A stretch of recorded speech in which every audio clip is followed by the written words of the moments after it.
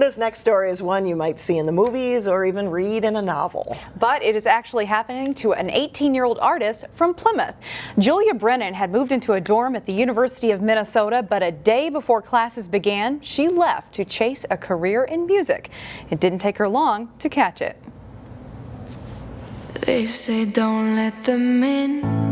18-year-old Julia Brennan credits her remarkable entry into the music world with a broken collarbone that kept her at home this summer. After I broke my collarbone, I was like bored out of my mind. So she decided to do something she had been putting off. Julia released 3 songs she had written and recorded months before on iTunes. Then she fired off an email to a radio station. I sent it in to KDWB's Make My Monday. And, sent in a request saying, it'd make my Monday if you could play my song. A few days later, they made her Monday and much more. And I didn't know I was going to be on air, but I was. I didn't know they were going to play 60 seconds of my song, but they did.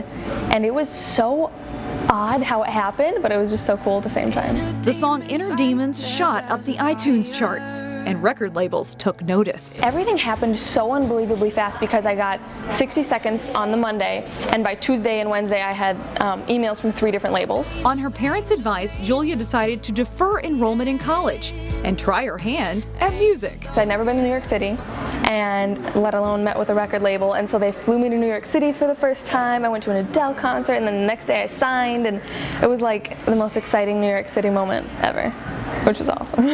The radio station followed up too. So she sent us a demo. She's 18 years old. She's local. She's from Plymouth, Minnesota. Singing at the state fair was the first time Julia had ever performed her song in front of a crowd.